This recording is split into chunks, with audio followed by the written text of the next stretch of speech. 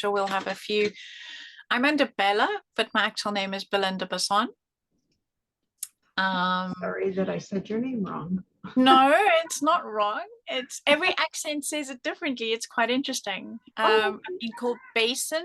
Yeah, there's a British TV show where there was a lady called Bucket, and she insisted on being called Bouquet. So you never know, you know.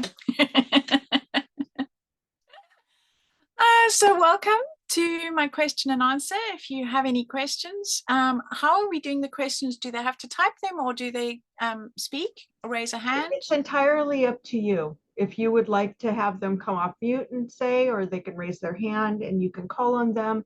It's entirely up to you, or they can type in. Okay. Because there is a chat, there is a live chat in the group. So if you want to pop any questions into the live chat, I can do that if you don't want to speak. Otherwise, you're welcome to unmute and just ask me a question. But I'll start off by introducing myself. So I am Belinda Basson from Cape Town, South Africa, now living in Berlin, Germany. So it is 8 p.m. here. And I have been creating since I was little. I don't remember a time when I wasn't making something. I was an only child, and my mom made sure that I had lots of things to do. I remember making pom-poms, and I have never, ever, I don't say never, ever, that could be a lie. I don't remember buying a gift card. So right from little, my mom always made me make the thank you cards. If I'd had a birthday party and I received gifts, I had to make all the birthday cards. If I was going to a birthday party, I had to make the birthday card to, you know, give to the friends. So I've been creating for literally as long as I can remember. And I remember in junior school being asked, what do you want to do when you grow up? And I said, something in the art world. And over the years, that changed a lot. I wanted to be an architect, and then that was too mathematical.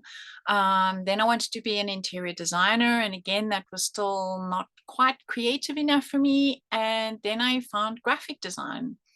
I also love fine art. So I taught fine art to students in my own studio in South Africa for 20 years. And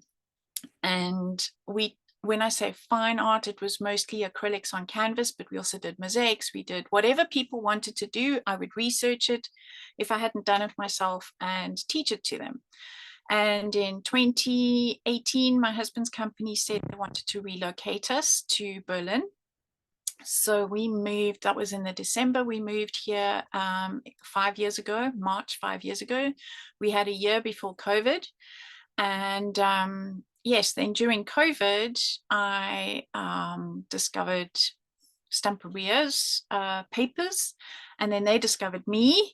And so I started designing for them. So sort of full circle back to my graphic design years. And so now that's what I do. So I started mostly with stamping and card making, moved into scrapbooking, then mixed media and art journaling. So I've kind of done it all.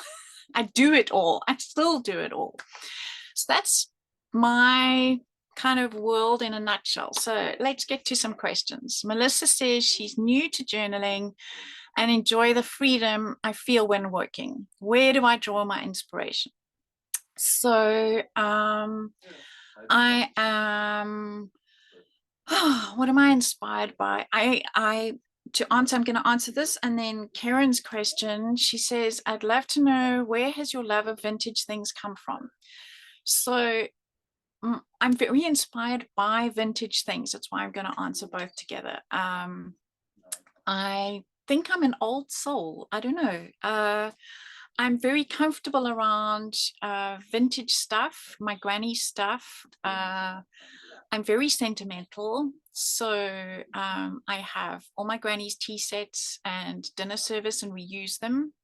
I have my mom's suitcases that she used when she went on the Tristina Castle line from Cape Town to London. Those big trunks back in the 60s, because you had to have huge trunks to fit all those big dresses in. So those are all here in my living room as my storage. And so I tend to draw inspiration when I'm designing or drawing from those things. And then I also go to the vintage market here in Berlin. There's an amazing vintage market every Saturday and Sunday. Limit how much cash I take with me and leave my bank card at home. Otherwise, I will come home with all the trinkets that I want to use, or they have stamps. They have, when I say stamps, like postage stamps. In fact, actually down here somewhere, this is my most recent purchase. It's an actual huge rubber stamp. And the lady said to me, "Oh, that'll be such a nice display piece." And my husband looked at her and went, "No, she'll be using that." So actually, I use a lot of the vintage things in my stuff. Yes, I probably horrify the stamp collectors, because if they knew what I did with their stuff, you know, they always sit there with their white gloves and their tweezers, and they move their stamps around in these collections and so on. And well, I buy them and glue them in my journals. It'd be like, ah! But at least they're being used. So okay, Charlie Nash says, "Hi Belinda, we lived in Berlin from 93 to 94. My youngest daughter was born there. Absolutely loved it and would love to go back." Oh, it's just the most amazing city. I've just had guests here for 4 days, and we've done all the tourist things, and I learn so much every time I go around. The history is just, yeah. It's a hard history, but there's a lot to learn and know about. Yes, the stamps would want to be used, Diana. I quite agree. So I'm a great user of things. So I have my granny's and my mom's old patterns from when they used to make their own dresses. It's this beautiful vintage paper with the writing on. I don't know if you can see that, and the cut lines and so on. I mean, this is a piece that Granny will have cut. I can see lines where she's changed the darts. You can see I've torn a piece out and used it. So I keep a lot of things. Like I've got all my Granny's buttons, and those appear in my mixed media pieces on the covers of my journals. So I do use a lot of the things that I've either inherited or found. What is my favorite medium to use? Oh, that's a tough one. It depends very much on what I'm doing. So if I am journaling, I really love the sprays for quick backgrounds. So let's give an example. Okay, just random. These are distress inks. This is my art journal. So I both art journal and junk journal. I tend to art journal more than I junk journal. So these are distress sprays that I like to use. Here is distress inks. So I first came across Tim Holtz in 2009. I'd never heard of him in South Africa, and he was coming to South Africa and was going to be coming to do various classes. And I put on the scrapbook.com, who is this Tim Holtz and should I go to the classes? And everybody is like, go, you'd love it. And well, the rest is history. I fell in love with all his products, as well as him and Mario, and yeah, I immersed myself in all of Tim's products. So I use them a lot. Christy, did you say you design for Stamperia? That's your favorite paper to buy? I was a designer for Stamperia, yes. I was with them for just over 2 years. I did Lady Vagabond. And then the next line with them, they were both Lady Vagabond, but then the next one was her on her airship and so on. And I, apart from actual Lady Vagabond, where they have an artist to keep the continuity going, they drew Lady Vagabond. I mean, I sketched out what I wanted her to be doing, but all the other drawings in Lady Vagabond are mine. So the stack of suitcases is my mom's suitcases. I literally piled them up in the lounge and drew them. So my family my family are very patient. They put up with a lot of stuff going on in the lounge that sometimes they have to move stuff so they can see the TV. So, okay, I have a hard time tearing up old books and cookbooks, even old paper money like the lira. Yes. How do I get past that? I collect and then I don't use them. Help. Well, I'll just show you what a book looks like. That I have just taken out a whole lot of the pages. Okay. I rescued this from the rubbish pile at the vintage market. Okay. So it was going to be dumped. It was going to become pulp. And it has the most beautiful writing. It's Latin to German. I didn't know such a thing existed. It's from, I don't even know when it's from, 18 something probably. I don't know. These books are old. They didn't even put a date. And so honestly, I feel like I've rescued it. I've given it a second life by using the pages on my projects, by tearing them up and, you know, putting them onto things. The coffee staining class that I did, which is the video that you guys can watch. This is the book that I made. Okay, and to show you guys, I've started working in it. So I put belly bands and things for you to be able to stick things in. I put doilies in. This is a tuck spot where you can put photographs and so on. And then this tuck spot photograph gets a bit heavy. In the next one, this is actually a book page from that book that I've just shown you. And here I've put some of these stickers. A lot of crafters have these peel-off stickers and don't know what to do them. They're beautiful and we collect them. So they work really beautifully as a, you know, I've got them in the corners here. And yeah, so then what happens when you put them through your book, then when you get to the back there, you've got some more paper. So it's a great way to use book pages like that.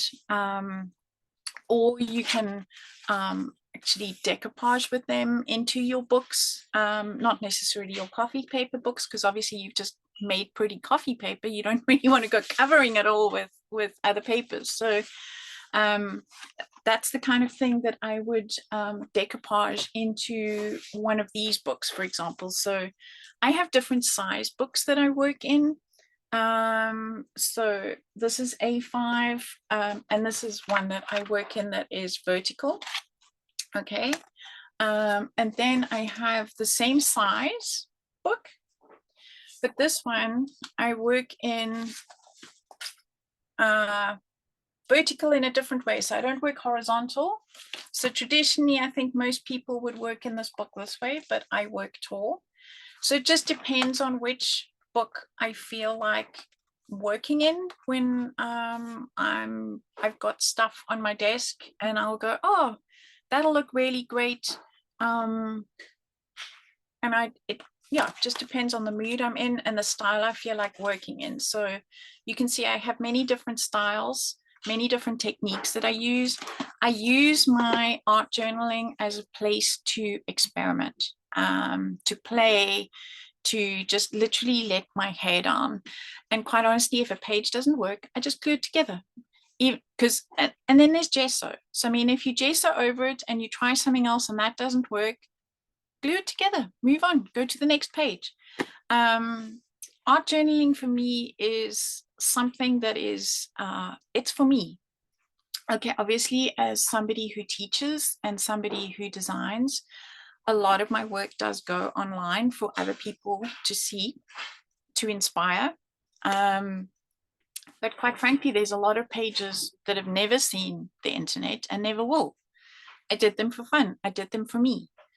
And I think that's, for me, is what is so awesome about journaling, junk journaling. It's really for you, and a place for you to play and experiment and try things, taste new products. And yeah, so let's see.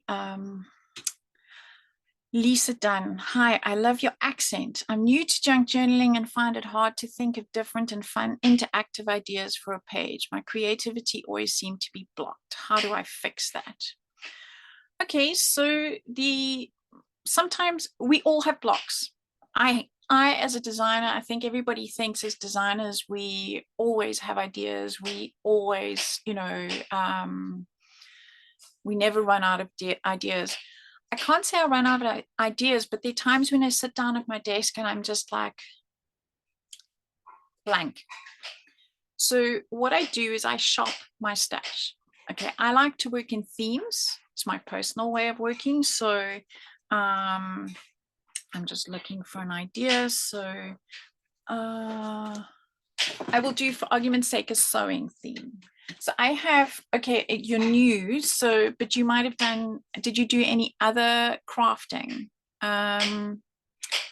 So a lot of us who do journaling and junk journaling have been card makers, scrapbookers, sewing people. And so a lot of us have stuff that we have collected over the years, whether it's stamps, dies, embossing folders, papers. And so what I tend to do then is I think, okay, well, something will take my fancy as I look around my studio, and I'll think, okay, let's do a sewing theme. And then I'll think, okay, what have I got in the way of sewing themes? So I've got my granny's old patterns. I've got dies with sewing things. I'll have stamps with sewing things. So for example, these two things. And then this I'll use as my starting point. And I'll just play and let my hair down and see where it goes. So a theme is a nice way to kind of start, or a color scheme. Sometimes you might not have enough stuff for a particular theme, but you like the colors. Pick the colors that make you happy. Pick the colors that work for you. My best friend, Olga, hates green. Absolutely hates green. So that wouldn't be her color of choice. Her favorite color is purple. So like, pick your favorite color and perhaps start with that. That's also a good way of just getting something down. And it could be sprays, it could be paint, it could be all sorts of things that you use to start you off. Just start that page. I think that big white blank page is the scary thing. Just hang on a second. I'm sure you can all hear my mother cutting carrots. Just give me a second while I ask her to just go and do it somewhere else. Craft launch. Mike, can you cut carrots in your room?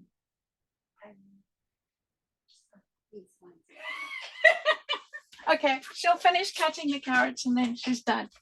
Sorry about that. I could just hear the clunk, clunk, clunk. Absolutely fine, Mom. Welcome to dinner time in my house. Okay.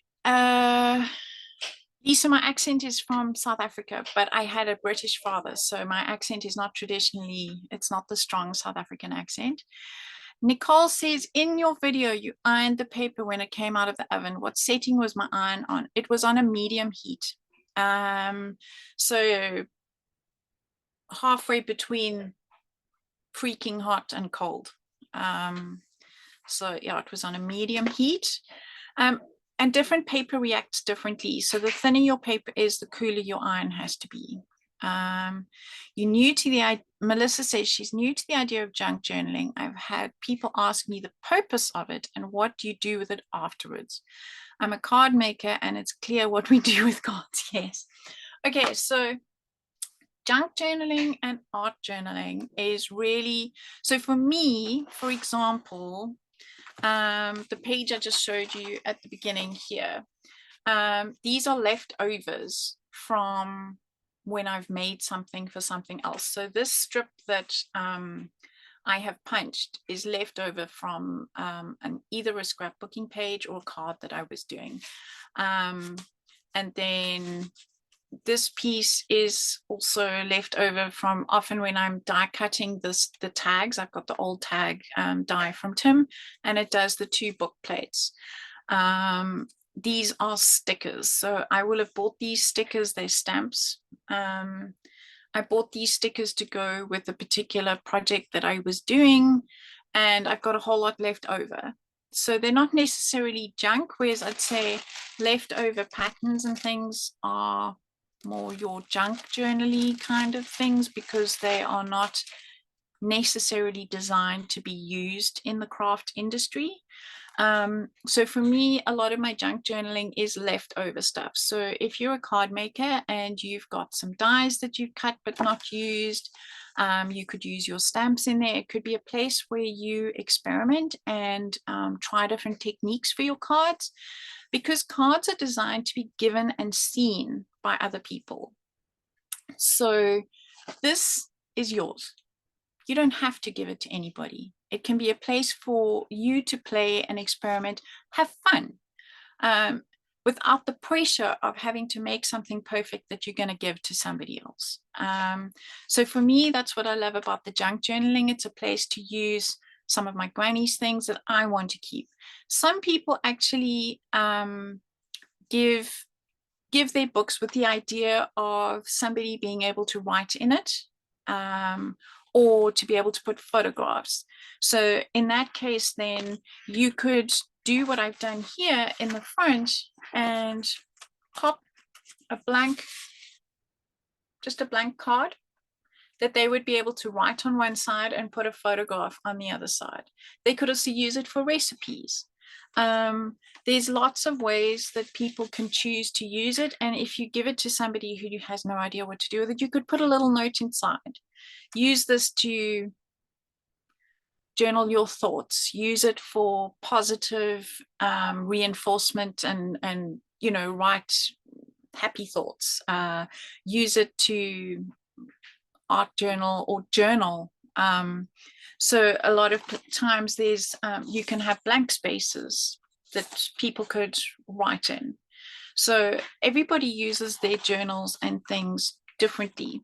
So it doesn't have to be for anything other than you. Yes, you've done sewing, quilts, scrapbooks, cricket. I think the only thing I haven't done on a big scale is quilling. And yes, there are very few crafts I haven't done. I think a lot of us are the same. And sometimes, yeah, we come across something like this, the junk journaling or the art journaling. And it's like a new way to use our tools and toys. People sew in their journals. You once heard someone say they gave them to nursing homes as gifts for the residents. Yes. So you don't have to give them away. You can keep them. But if a lot of us craft in a small space, like here I have a 2x4 meter studio. So I do not have the space to keep everything. So it is nice to give them away. I call them victims. I pick a victim. Yes, Melissa, it sounded like my mom was typing in the background, which wouldn't be. I have enough typewriters, believe me. I have 3 or 4 actual typewriters, so the sound would be appropriate. Are there other mediums that will work well to dye papers, such as tea, hibiscus, herbal, other? Yes, Holly. Hibiscus, turmeric will be yellowed, coffee and tea, absolutely, Karen. There are so many natural ways to dye paper. You can use teas, and of course your fruit teas will have different colors to your salon black tea or green tea. You can use absolutely whatever can dissolve in water. So a lot of your organic matter. And then you could, of course, I have seen people who more on the fabric side, but I don't see why it wouldn't work on the paper side, where you can take flowers and leaves and press them, not press them to dry, but perhaps used, if you wet your papers and then you pressed the flowers and things into them, they would perhaps leach their colors into the paper. I've seen it work with fabric. So yes, absolutely. You can use so many different things to color your papers. And different things will dye things differently. Like I know, what's the thing that I was so surprised at that actually made things pink and it was a completely different color? I can't think right now, but there are a lot of natural dyes out there from natural. Yes, Karen's answering. You can boil papers and fabrics with tea, coffee, and other dyes. Yes, absolutely. Just don't overboil your paper, because remember, paper is pulp. It will disintegrate. Don't over dip it, rather, not for a terribly long time, but don't actually boil it on the stove, because you can end up reconstituting your paper. As a card maker, sometimes it's hard to use or give a card to someone if you really like the embellishments or papers. So this format allows you to keep the stuff you love. Absolutely. So yes, a lot of times I'm guilty of it. I've moved a whole lot of stuff with me from South Africa that I can tell you right now is a good, my son is 19 turning 20 this year, and I started scrapbooking and rubber stamping long before that. And I have some stuff that is, I think 25 years and older is classified as vintage. So I have some vintage scrapbooking stuff over there that I bought but was brand new. So yes, by all means, some of the more expensive things like your metal embellishments and things, I totally get that you don't want to put it on a card that somebody might not appreciate the value of what you've actually put on there, and they will look at it, maybe put it on the mantelpiece for a little bit, and when their birthday is kind of over, they'll throw it away. So I totally get it that you might want to maybe you need to give those cards to somebody, keep them in the family, and then you can ask for them back. It is really hard to part with pretty things. I get that. I totally get that. The only thing I do suggest is that what you buy, use, even if you keep it for yourself. Don't, I mean, we all do this where we keep things for best. What is best? Tell me what is best. If you can't use it for you or somebody you love, you know, there's that perfect project. What is that perfect project? Maybe you need to actually create yourself a journal where you use all those things for yourself that you can love and enjoy. There's an idea. What is it about fluorescent pink that I love so much? Okay, so funnily enough, my favorite color is not pink. I lost my best friend to breast cancer 10 years ago, and to honor her, I decided her favorite color was pink. Breast cancer is pink. The color to remember breast cancer is pink. And so to honor her, I decided I would dye my hair pink for a year. And because I'm not a tattoo person, it's far too permanent. I want to change my mind too much. So no, not that I don't like tattoos, I just can't pick one. So I decided, okay, I'll do pink hair for a year. And it became so much a part of me that I have kept it going for 10 years in memory of her. And now it's become synonymous with me. So now I have the pink nails and I have pink boots. I don't really have pink clothes. And I very seldom work in pink. Funnily enough, that first page I showed you guys happened to have pink on it, but pink is not my go-to working color. So that is why I am synonymous with pink. Diana says, yes, she still has her wedding china and you need to start using it. Yes, you do. We talking about that, my husband and I put crystal out for our wedding gifts and those for glasses, and those are what we use. Those are our wine glasses, and we use them. My mom, when we moved, my mom came with me, as you heard her making preparing vegetables for dinner, and she lives with us. And when we were packing up her house, there was stuff still in boxes from their wedding that we landed up having to give to charities because we just couldn't bring everything with us, which is heartbreaking for her. And now there's a whole lot of stuff that we chose to bring with us, and we use it daily and we enjoy it. Like my granny's tea set, I use it. Gloria is guilty of that. Love this paper and I'm going to save it for something really good. Yes, so save it for you. Well, don't save it, use it. Use it for you. I often put papers in books. Where's an example of that? Here. So this is from Stamperia's line. They had, Sarah Alcabendas had the Atelier. So this is the whole lot of her Atelier line. And of course I put my Lady Vagabond in. That's stamping and stenciling. Here's a whole lot of paper. So I will use papers together with, this is stenciling. This is sprays in the background together with papers, papers and stencil work. So there's a lot of ways you can combine the things that you love. This is rice paper. So both these pages are rice paper that I have combined. I use my journals often. Now you won't be able to see this well, but I clean my stencils on my pages. So if I've used crackle paste, for example, through a stencil on another project on a canvas or something, instead of losing all that stuff, I don't always want to put it back in the jar because now it's been exposed to too much air. Then I will put the stencil down and I will clean my stencil through here so that I have the product on my paper. And then at another time, when I'm again stuck for an idea, I'll flip through this and something will speak to me and I will then carry on working with this. More stencil work and paper. This is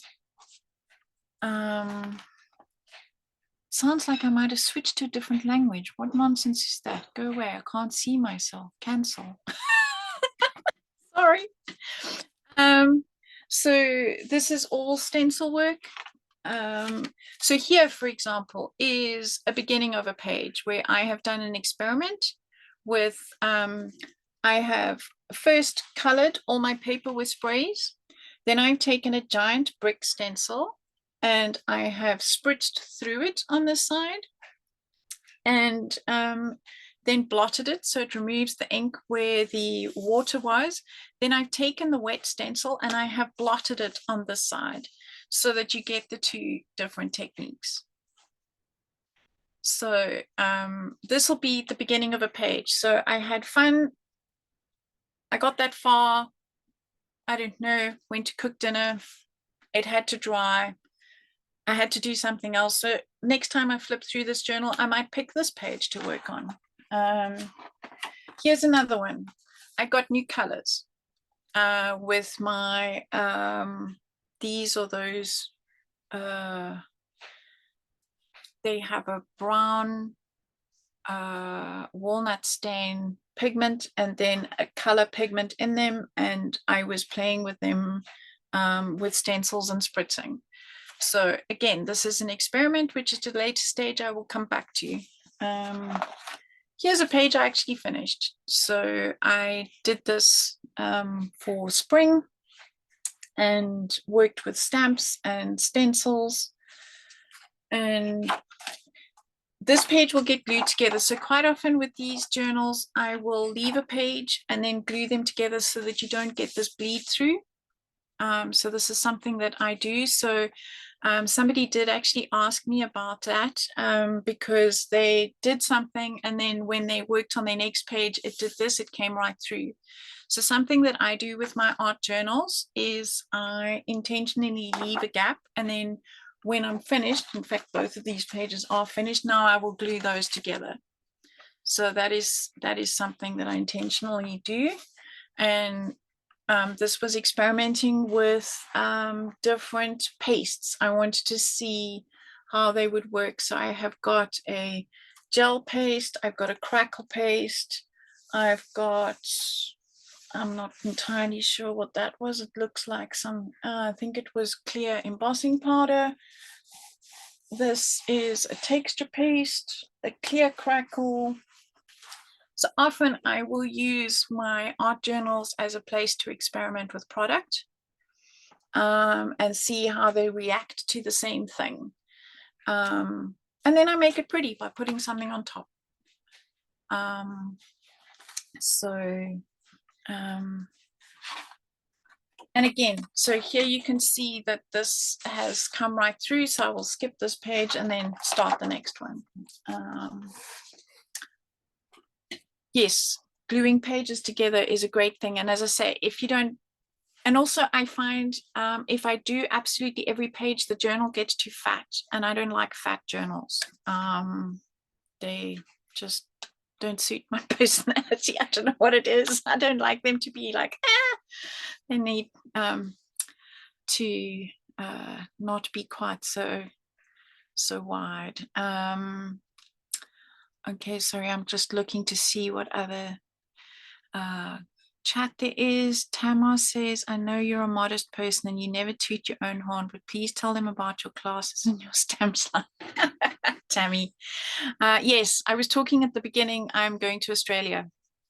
I've been invited to go and teach in Australia. And so that will be a whole, it's 5 states. So it's 5 weeks of teaching. And then I will be teaching out of Tampa, Florida on a cruise ship. And then up north at Crafting at the Nest, it's north of Florida, and then going across to Dallas. So I love being an international teacher. I love getting to meet everybody. And my favorite thing is to actually meet people in person because, I mean, it's great to do this where we can see each other on the screen and ask questions and things. But there's just something so special about teaching and meeting people in person. Sorry, I was late coming in. Have you talked about the journals I use? Yes, I am talking about them. Is there anything particular you want to know about one, Susan? Thanks, Susan. Yeah, I'm very lucky. I really am living my best life and I'm grateful, really, really grateful. So the base blank books. Okay, so I use quite a few different brands. So this one that you saw, the coffee staining, it was a book by Stamperia. The paper is really, really thin. Okay, you could even use normal copy paper, like your printing paper that you would put through your printer to be able to make your own if you do the coffee or tea staining thing. And then I've just used scrapbooking paper for the cover. So if I'm making my own, that's how I roll. I also buy, so I either use the ring bound. So I've got, you know, I live in a Bermuda Triangle of my own creation. It was very organized before I start. So I've got 2 different ring bound. This one is one with the company that I work for at the moment. They're a British company called Funky Fossil, and their paper is about 200 GSM. And again, I skip a page. Where's one that I've skipped? I think I've glued them all together now. So it does make the pages a lot thicker. So gluing 200 GSM papers together does make them a lot thicker. Yeah, they're all glued. The thicker paper does tend to not bleed as much, but it all depends on what you put on it and how well you've soaked it. The other thing I do is, so this was a cheap, really cheap book, and what I do, it was craft paper. And so I often find the color of the craft paper limiting. So what I do is I work on other paper and stick it in. So I don't always work directly in the book. So this book is all technique based. So there's some embossing powder on that one with stenciling, texture paste. And so I stick these pages in. So this is just a different way, and I don't always do follow on pages. So different journals, I do different things. So here I've got completely separate projects going on, similar themes, but that's me because I'm demonstrating a lot. This one I've done a follow on, but you don't have to. Like, I think I do a lot of the follow-on themes across double pages because as South African scrapbookers, we do double pages. I know internationally double page scrapbooking is not necessarily a thing. I know in Australia it is. For me, I tend to, even if I'm doing a different story, I tend to keep the colors kind of similar, so they don't clash. That's just my own personal preference. Like here, I was talking about the sewing theme earlier. So I will even use threads. I tend to work very flat. So that's, again, my own personal preference. I don't like the really thick, bulky books, so I don't put chipboard in my books. I try not to work too thick because, again, that's just me. So you will find your own thing that makes you happy. Really, it's about making yourself happy, nobody else. The base blank books. So yeah, so that's another one. So this was really just a cheap book. I think it was, when I say cheap, I think it was €2 from a shop here called Action. So it doesn't even have to be really expensive. For scrapbooking, we tend to use your archival safe things, because obviously you're working with photographs and you don't want things to yellow over time. Like you might have noticed, newspaper will yellow. That's all the acid in the paper, and slowly the paper will actually fall apart. So that is why with scrapbooking, we're very careful about the lignin in the paper and the glues that we use. I tend to find with journaling, I use anything and everything, and it really doesn't matter, because a lot of the time it's about the process in the here and now and how I'm creating and what I want to make. And I don't want to be stressing about whether it's going to last 100 years, because I don't want to say I don't care, but like my family is not going to keep it. Like they're not going to keep that. It's a place for me to play and have fun. So the other books I use is Hahnemuhle. I know they are available in America because when I was at CHA, or what's it called now, NAMTA, Hahnemuhle, they have the little chicken rooster on the books. And they come in different paper weights as well. I use the sketchbook. I'm sure the other speakers will also tell you what they use, but I use a whole gambit of things. And so, yes, I get these in different. So this is A4, this is A5 that I've used. I think it's meant to be used horizontally, but I use it vertically. So it's really, you have to make it your own. And just because you've started one way in a book doesn't mean you have to keep it going that way. I mean, if you decide, okay, you've had enough of using it this way and you want to use it horizontally, well then use it horizontally. Oh, here you can see, this is me cleaning my stencil. So that's the beginning of another page. I hate waste. So if there's ink on a stencil, I'll spray it and splat it somewhere random. And it doesn't necessarily, I think I've reached this point. At some stage, this page was further on in my book. So I tend to do that. And this one as well, I'll show you. I have a lot of pages where I have, so this is an experiment where I had paint underneath that I did something, I didn't like it. So then I had leftover blue paint from a canvas I was doing. So I painted the page blue.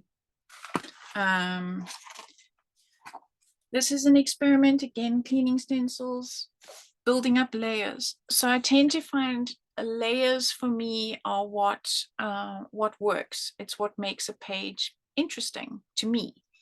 And so I might not feel like blue, but I might feel like warm, happy colors. So when I next want to journal, so I'll pick that one. Here's another page also. I think I can't remember what I was cleaning, but I was definitely cleaning something. So I just splattered it in here. Here's a leftover piece of tissue paper, of rice paper that I have gelled in here. So it didn't get damaged because they're so thin and they often get crinkled in your storage, especially little pieces. So yeah, I've just glued it for the next time I feel like doing something. And you could add gesso to this, you could stencil on it. There's so much you could do. Here's again a page where I was experimenting with mica powders. So that'll become a page at some time. Here's one. Also, it's fine as it is, can stay as it is. Or another time I might have a aha moment and I'll add to it. Here I was cleaning crackle. I had lots of crackle left over, so it's started a page. Here's another spray. So I do have a lot of these kind of things and experiments, and you can see how varied they are. I'm constantly trying and experimenting with different things, and nobody else has to see this. I mean, obviously I'm showing you. Here's a page that I finished, that I've added stamping, and this was a stamp that I've cut out. I don't know if you can see that. Yep. Stamping, stenciling. So it really, it's a place to play, and you don't have to show anybody. It's just for you. Gloria, I don't do them all at one time, because I do. So Gloria was asking, so I tend to do a lot of base pages all at one time.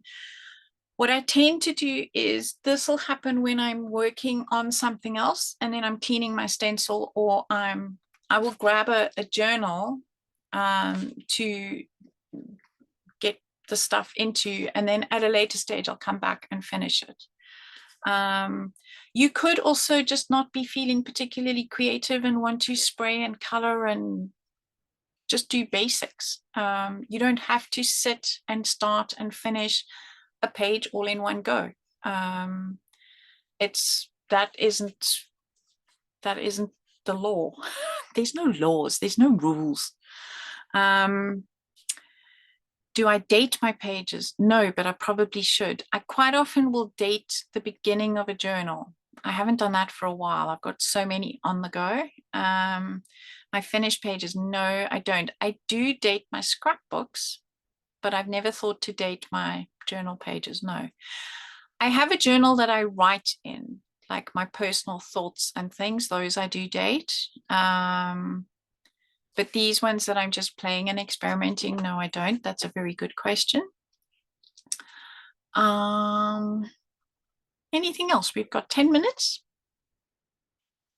Any more questions? You can stay here. You don't have to go out. It's the same link for the next talk. How do I know when a page is done? It's a very good question.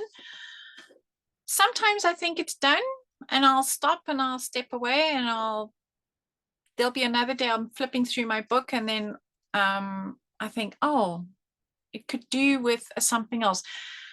So traditionally, when I am working more in an art journal than in a junk journal. So my junk journal, I tend to be a little bit more free and a little less focused. For my art journal, I will usually have a focal point. And that focal point can be a message, like a sentiment. It can be an object. It can be something that I've stenciled. I have, because I think of my graphic design background, I have very structured way of forming my pages and working. So I always look for the 2/3 rule. Have I balanced it? So in other words, have I got 2/3 background, 1/3 object, foreground? Is it balanced, or have I gone for the 2/3 like important focal thing and 1/3 background? Like there's a lot of that's another whole lecture, should I say, talk for another time. So yes, sometimes I think it's finished and then I'll come across it later and I think, oh, I know just the thing that I need to add to it. So yes, sometimes they're not finished when you think they're finished. And yeah, so I don't set myself a time limit necessarily for when I'm working. I might work on something for days. I might get to a point where I think, I'm not sure where to from here. I feel like I just haven't got the right thing, and I'll put it aside until that thing comes along. So yeah, I think with journaling and junk journaling, it's really about you and where you're at. So a lot of it has to do with your emotional state at the time, perhaps, especially if you're working through something particularly heavy. You might find that your subjects are particularly heavy, or your colors are dark. Let it be. Don't judge. The junk journal or the art journal is not judging you. So don't ever feel like what you did before or when you were in that phase, when you look back at it, don't judge it either. I always say, kids are incredibly free. Kids will do whatever they want to do. And as we grow older and we learn to fit in and we learn to do the right thing, we will maybe follow all those rules that I was talking about just now. And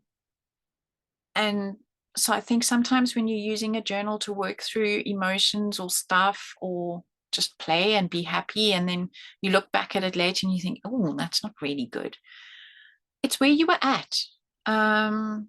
So maybe, yes, dating it might be a good idea, but maybe you want to do it and glue the pages together to just get that emotion out. There's so many ways and reasons to use art and junk journaling.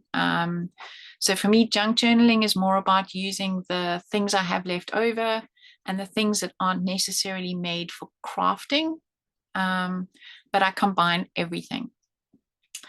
What page or journal was the most difficult for you to complete and why? It's a good question. I will think on that. Do you work in multiple journals at the same time, have more than one in progress? Yes. So that's why I have these all on my desk. So I have different sizes, because a bigger page will take longer. Sometimes, not always. I have this teeny tiny one. I have this that I take with me places. So it depends on where I am. So I've got a small little journal, and this one's got everything from stamping, stenciling, die cuts. It's got paper, leftover embossed pieces. So yes, sometimes if I'm traveling, I'll pack myself a little baggie of random things, take them with me. I do very long train trips here in Europe between cities, 4 or 5 hours at a time. So I'll pack myself a little journal thing. I have, for argument's sake, this is like one of my things where I've got a lot of offcuts. This one happens to all be sort of in neutrals. And I will grab that and take it with me.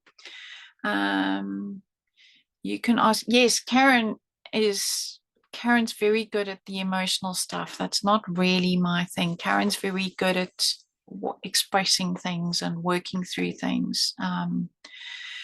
And I can post in the group when I think of it. I can't honestly think of a page that's given me a hard time that I couldn't really finish. Yeah, I think most of my pages I feel are finished. Yeah. So yes, I have different sizes, different formats, different shapes, different styles. So ring bands that I glue in. And yes, I will pick up whichever one I feel like playing in at the time. Any more questions? We have 3 minutes left. No? Who? Let me just check and see if Facebook has any more questions. Oh, it's a pleasure, Susan. I love sharing. I love crafting is something that's just been so much a part of me, and I love inspiring and I love sharing. So yeah, if you think of any other questions, pop me a question in the Facebook group. If you're not in the Facebook group, join the Facebook group.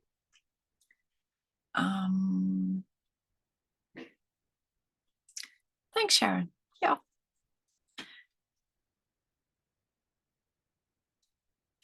Yeah, I mean, I could flip through journals. I've got a Calyx unit with a whole box of journals. I just picked a few. I've been journaling forever. Yes, so Christy has put the Facebook group in the link in the chat. So if you're not in the Facebook group, it's a good place to connect and ask questions. So do that. And yes, the coffee dipping, and you can use, I used, just so that you could compare, I used both. If you have a coffee making machine, I mean, you could use any kind of coffee, espresso or filter, or I also used the instant.